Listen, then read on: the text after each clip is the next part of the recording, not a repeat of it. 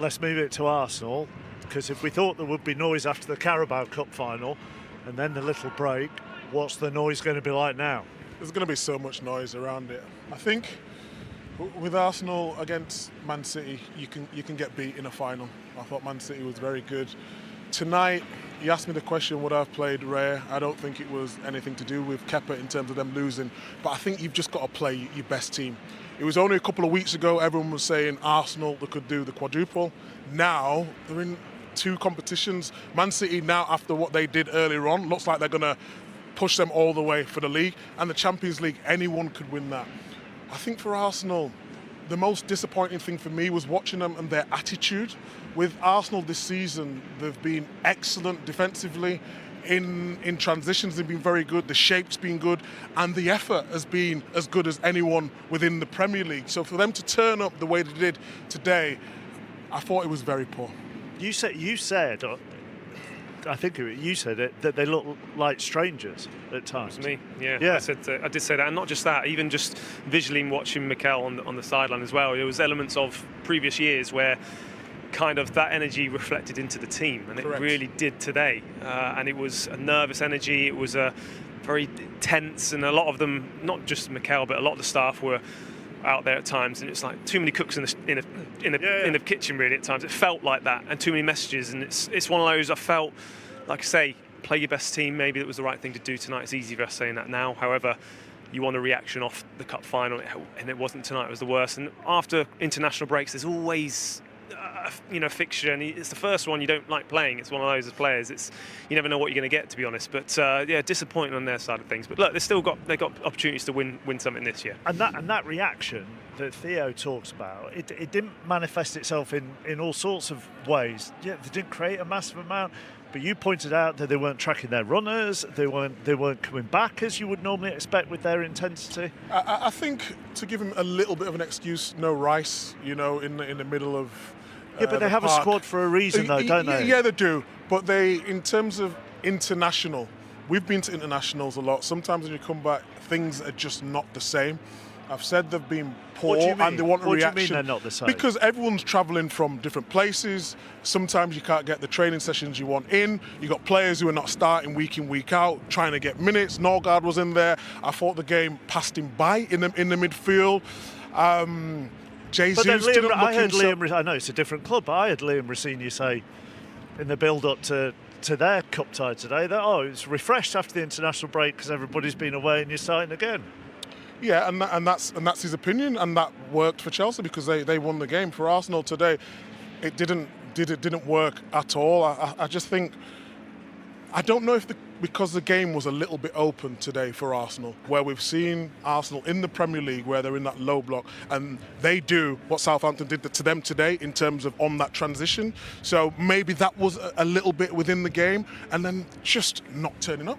It was as simple as that. How many times did they get through one-on-one in that first half? It's not good enough. I give them a little bit of an excuse because of international, but in terms of the whole picture, they wasn't good enough tonight, and they know that. Let's hear from Mikel Arteta then, again with Kelly. What went wrong tonight? The results, and especially the way we conceded the 2 goals. Yeah. What happened? What from your point of view was wrong about those 2 We goals? had a lot of moments. We have so much dominance, so much situations in and around the box. We conceded the first goal in a very unusual way for us in the way we defended the box. The second one from direct play as well. But they had another chance in the first half, very similar to that, even without touching the ball. And when you have that many situations in the final third in and around the box, we had 2 massive chances just before Southampton scores. You need to capitalize on that. Otherwise, if you make the defending errors that we made today, it's very difficult to be in a semi-final. Did they surprise you? I mean, they caused you problems, and I know you talked about the ones you caused them. Surprise, no. No. They are a really good side. They've been in a really good run, and you have to congratulate them. Yeah. And again, not to make excuses, was the conditions a headache, a problem for maybe for both teams, but for your back line tonight? Conditions. The wind? You have to adapt to the wind, to the injuries, to whatever. You want to be in every competition, and when you have to adapt to any context. And now you have to adapt to difficult situations in the season or disappointing situations, because difficult is something else in my opinion. And now we have to show what we are made of. Yeah, and you had to pick a team maybe out of necessity that doesn't play all the time with each other? Is that an excuse? No, it's not. And that team had very good moments in certain moments in the game that should have capitalized and be in Wembley, and we haven't done it. So that's our responsibility. And another headache. Your centre half Gabriel coming off injured. What can you tell us? I don't know. He had to come off. Obviously, that's strange coming from Gabi, but we're going to have to assess and see how he is. And a difficult couple of weeks now, straight into Lisbon. Yes, but some beautiful weeks ahead as well, with what we have to play in the quarterfinals of the Champions League and what we have to play for in the league as well. We look forward to that. Thank you very much. Thank you. Thanks, guys. He's trying to keep it calm, isn't he? He is, yeah. Of course, emotions are high. He's disappointed. He's just got to remember not the season not to run away from them. Like everything they built on this season. Don't let it affect them, because they've kind of been in this situation before in previous years, so they don't want to relive that. Goodness me, we blow away. maybe you did misjudge that, Ben White. I was just about to say. Goodness me. Do you think that's telling us it's maybe time to go? Yeah? No, let's do another 5 minutes. Yes, full focus now has to be on trying to achieve a Champions League and Premier League double, a massive game coming up against Sporting. But Martin, after the Carabao Cup final defeat before the international break and now this, how big a psychological blow is that? Well, huge. And you saw Man City as well earlier in the day against Liverpool, quite emphatic the way that they won. It's about getting back to the basics. He said there about protecting the goal, giving sloppy goals away. I know the conditions played their part, but there were plenty of warnings for these Arsenal players. The first goal came after 33 minutes. They should have adapted, maybe better. Okay, you say well done to your opponent, but Arsenal should be winning a game like this tonight. They've got to get back to winning games of football. Simple as that. It couldn't come any bigger than Tuesday night against Sporting, and then Bournemouth to follow in the Premier League. So plenty of opportunities to put it right. Of course, Saka, Rice coming back into the equation to get a better balance in that midfield where they couldn't really control the game tonight. I think that was an important factor of why they lost. You mentioned Rice and Saka there. We talk a lot about the depth Arsenal have got this season, don't we? But did tonight just show the importance of key players for them, the likes of Declan Rice, Raya, Timber as well? Oh, big time, yeah. I mean, if Saliba, Raya, Declan Rice, Saka are playing, they probably win the game. Declan's one of the perfect ones for in terms of mentality. I don't think they lack mentality today, but I just think Sir Alex used to say in a big game when you're the favourite, concentration. It's about concentration. I thought that Mikel mentioned in his interview there were moments there where they didn't defend like they normally do, Arsenal, and it'll be a blow. I think it'll be a bit of a shock, and like you said, 4 could become 2 still, and they're the 2 biggest, the Premier League and the Champions League.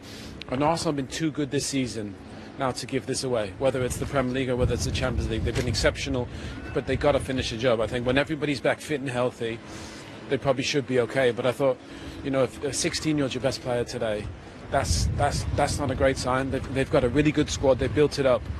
But I thought Max Dalman today was probably the only player that probably played to the level that Mikel probably expected from the starting 11. I think it was a big nod to the future when you take off the captain and you put him in the 10 role, Dalman, and he certainly did. He came alive at that point, and it was like, could you get him in enough space to be able to pull the trigger? I think the keeper makes one tremendous save for him when he cuts in on that right hand side, and maybe this game's come a little bit too soon for him. He was out for 3 months. He couldn't quite get the space. I mean, Manning was booked early in the game, and this is him, coming onto that, not quite the power there. So that was finding his range, shall we say. And they dealt well with him. I thought they defended really well, got bodies around him. But that chance he has on the edge of the box was probably the best chance he gets to the night. He was probably the only one that was really creating anything. And I thought initially Manning did really well against him. But his balance and his patience, his timing is so good. And he, credit Southampton, they got a lot of blocks in on him. But he just finds a way, Martin, doesn't he? He's probing, isn't he? Oh, he's so patient and he's well balanced. He almost never turns the ball over, and he just got something really unique. That was a brilliant save, from the goalkeeper. But when he went central, I just thought, look at that turn. They shouldn't be getting out of there. As a 16-year-old kid, had to bring him down. I just thought he was the one where you could say it was literally getting the ball let him create something, and I thought he was probably the only one that really looked like he was. It's an going to interesting create. one when you look ahead to Tuesday and whether you're going to start to bring him in. He's 16 years of age. We're all talking about protecting him, but I think he's showing enough now to say, would you start him, Martin?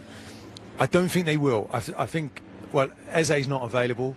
Ødegaard's been taken off maybe with a view to Tuesday, but it's getting close now for the Dowman starting these games. And if you were picking, would you put him in? I'd be tempted. But you know, the manager, I think he really does well with all the youngsters. When 6 players come through the academy and made their debuts this season, I think Arteta's handling it very well. Let's let him decide. But he's close to starting games now for Arsenal. What are you thinking if you're in that Man City group now, Owen, after winning the Carabao Cup in the manner that you did, and now seeing Arsenal crash out to Championship opposition in the FA Cup on the same day that you convincingly book your place at Wembley? Look, they'll probably have to win out Man City, and they're more than capable of it. But again, Arsenal don't have that many, I would say, really difficult fixtures. Obviously, the one at the Etihad would be the big one. If they can go there and win or get a draw, then the title's theirs. But if they slip up, I think City are peaking at a good time. You know, they look brilliant in that final. They struggled against Real Madrid, but Real Madrid did that to a lot of teams. But I thought, obviously, the performance against Liverpool today for City, and I think Arsenal dropping or losing today, you know, and dropping points, I just think Pep, you know, they'll take a lot of confidence in that. But again, Arsenal put themselves in such a brilliant position. They just need to finish the job. But they've got that game in hand, Man City. They've got the game against Arsenal. They're smelling blood now, Martin, do you think? Well, they are, but, you know, Arsenal now need to show personality. They have to show character. And the manager said there'll hopefully be other good moments to come in the season, and that's when you'll look back and say, well, we've recovered from 2 major disappointments. But you saw City today playing with massive confidence. You know, you could see the lift winning that League Cup has given them, and suddenly passing the ball around, everyone playing with confidence. And pretty well that same, you know, he likes to have 2 wingers, doesn't he, Man City? Doku on one side, Semenyo on the other. And they look really good. So I wouldn't be looking at City. I'd be trying to sort our club out if I was an Arsenal player right now. You know, go back to the basics and let's get back to winning games. And the one thing that they didn't need was another injury tonight. So it was a worrying sight for the Arsenal fans and the manager to see Gabriel going off with a knee injury. Yeah, hopefully it isn't too bad. I mean, you could argue he's been the player of the season this season, whether it's him or Declan. But he's a must for this Arsenal team, and I think David Raya is another one. So if they can get the boys back fit and healthy, Declan and Saka, then I think Arsenal are going to finish the job and win the Premier League. But today was a blip for sure. Martin, we're almost out of time, but are the nerves starting to crack like an Easter egg? No. It'd be nice if I get any Easter eggs, by the way, tomorrow. No, it's congratulations, I think, are due, certainly for Southampton. I thought they certainly due or deserve to win this game too. Through that City academy, which we've already touched on as well, makes it harder for Arsenal to take him getting the winner. Do you think he'll want City in that draw tomorrow? His manager, perhaps not so much. Do you know what? I think if they play like that, they can give anybody a game. You know, that's the best team in the country, arguably the best team in Europe in Arsenal. And I know there was no Declan Rice, and the California didn't play, Gyökeres didn't start. They were missing Saliba, who was on the bench, Zubamendi was on the bench, but I just thought they were terrific today. And credit to the manager. You know, I just thought it was interesting that Shea didn't play, and I think the manager said because the lads that were on the training pitch, they weren't away at internationals, they're the ones he kind of went with, because he kind of had a game plan and he worked on it. Shea said he came in on Wednesday, so that's probably, he missed some of the training sessions, but the training sessions he must have put on, I thought the way they implemented the tactics was spot on. And I don't think Southampton, if they play with that courage, I know the home support helped them today. You know, and I thought the manager said it before the game to Matt Smith. You know, we're going to play with courage, and it's easy to say that, but I tell you what, they did. They absolutely and they really surprised Arsenal today. Yeah, they certainly did. And Arsenal, before the international break, the dreams of a